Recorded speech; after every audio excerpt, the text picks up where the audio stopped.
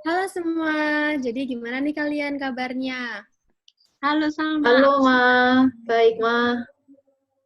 Nah, teman-teman, jadi di kesempatan kali ini kami berempat akan mempresentasikan sekaligus mendiskusikan terkait pers dan penyiaran di Indonesia. Nantinya kami akan menjelaskan teori dasar hukum secara singkat dan jelas, disertai dengan analisa kasus yang akan kami sajikan dalam dua sisi, yaitu debat sisi pro dan juga kontra. Maka langsung saja saya sampaikan pada presentator yang pertama. Oke, pertama-tama saya akan membahas tentang teori dasar hukum pers. Jadi, dasar hukum pers itu ada dua, yaitu pasal 28 UUD 1945 yang berisi pers berperan dalam menjamin kemerdekaan berserikat dan berkumpul dengan mengeluarkan pikiran secara tertulis maupun lisan.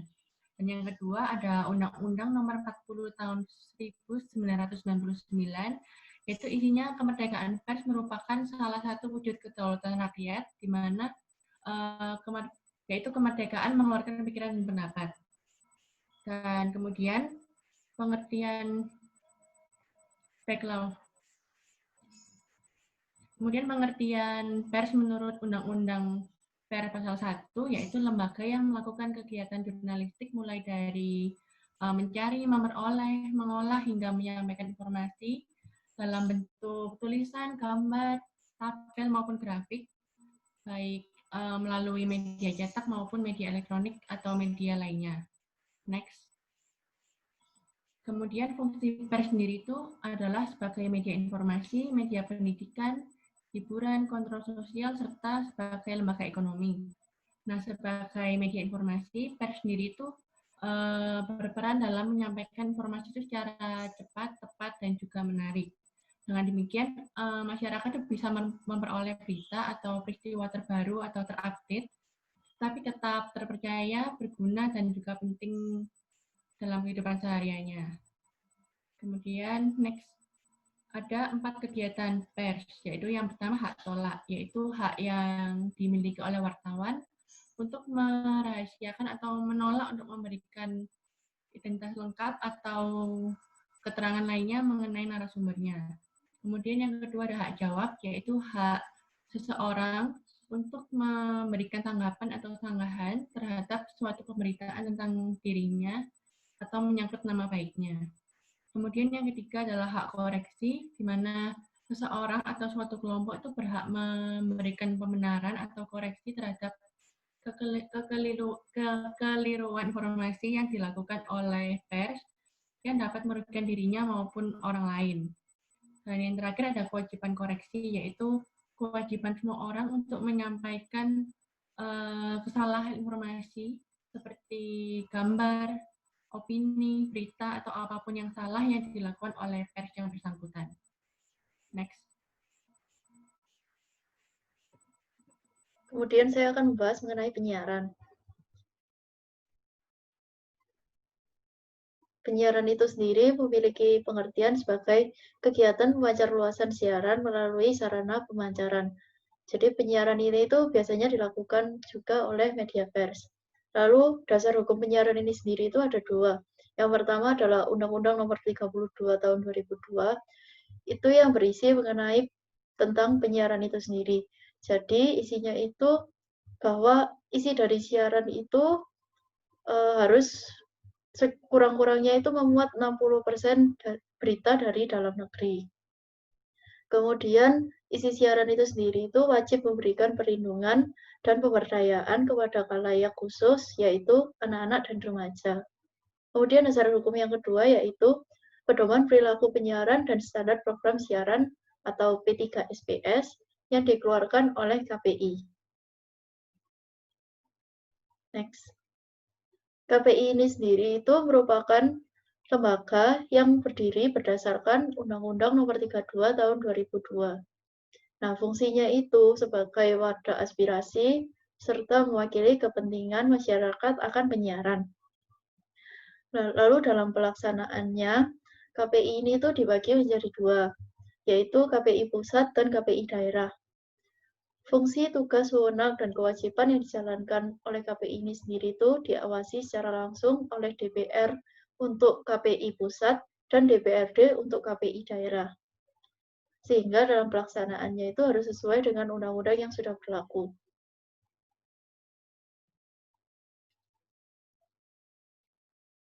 Oke nih, sekarang kita masuk ke case study ya.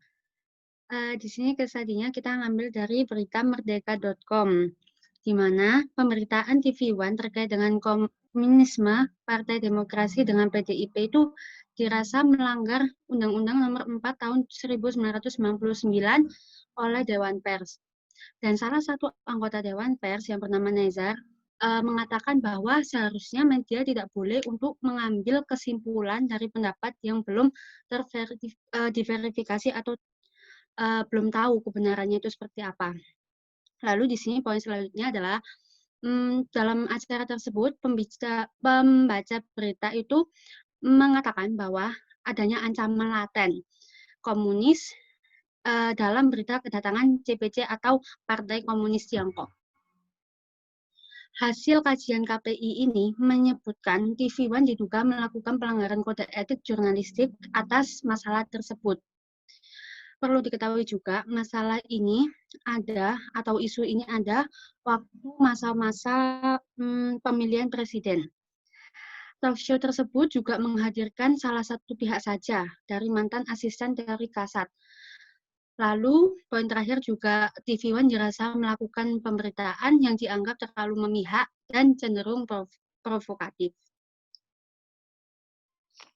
Nah, teman-teman, sesuai dengan yang sudah saya sampaikan di awal diskusi, analisa atau debat ini akan kami sajikan dalam dua sisi, yaitu sisi pro dan juga sisi kontra. Maka langsung saja saya berikan pada pendapat pertama.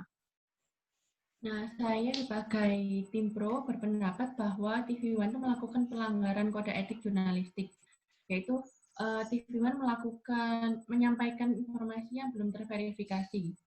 Padahal seharusnya media yang ditonton oleh publik itu harusnya menyampaikan informasi secara tepat dan akurat atau sesuai dengan sumber yang terpercaya. Sehingga apabila saya di pihak Partai PDIP, saya juga akan melakukan penuntutan pada TV One karena telah memojokkan salah satu pihak, yaitu Partai PDIP. Di sini saya sebagai pihak kontra tidak setuju dengan pendapat Nicole karena menurut saya justru sikap PDIP yang tidak beretika dengan cara menyegel kantor TV One sebelum kedua belah pihak memberi kesaksian pada Dewan Pers. Terlebih lagi, untuk media pers itu sendiri merupakan hal yang sangat-sangat wajar jika memang melakukan kesalahan. Saya sebagai tim pro di sini juga memiliki asumsi sendiri bahwa media itu boleh saja menyajikan opini, tetapi bukan mengubah opini itu menjadi fakta. Ingat ya, bukan mengubah opini itu menjadi fakta. Tidak boleh mengambil kesimpulan secara sembarangan. Media juga harus sebelum memberitakan itu harus jelas, harus benar dengan situasi yang ada. Lalu juga harusnya TV One juga bisa menghadirkan pihak yang lain, tidak hanya menghadirkan pihak satu saja. Seperti itu. Ya, di sini saya sebagai tim kontra menanggapi dari tanggapan pihak pro, menurut saya sih di sini dari pihak TV One sendiri itu sudah melakukan kegiatan persnya yang sudah disebutkan di awal tadi, yaitu di sini pihak TV One itu sudah melakukan hak koreksi, di mana dia akhirnya melakukan suatu bentuk tanggung jawabnya, yaitu memberikan klarifikasi, karena bagi dari pihak TV One itu sendiri, ini tuh merupakan suatu kesalahpahaman. Lalu kemudian di sini juga TV One juga telah bersedia untuk melakukan hak jawab juga kepada PDIP dan melakukan minta maaf. Jadi menurut saya tidak setuju jika dari pihak PDIP ingin melakukan penuntutan kepada TV One. Nah, berdasarkan debat atau analisa yang telah kami sajikan, maka kesimpulan yang kami ambil yaitu Teruntuk media pers harus lebih teliti dalam filtering berita dan memastikan informasi tersebut sesuai dengan fakta yang akurat karena berkaitan dengan halayak umum atau publik. Selain itu, media pers menyampaikan informasi yang tidak sesuai dengan fakta akan berakibat fatal, yaitu dibawa ke ranah hukum oleh Dewan Pers Indonesia. Sekian presentasi dan juga diskusi yang dapat kelompok kami sampaikan. Terima kasih. Terima kasih semuanya. Terima kasih. semuanya.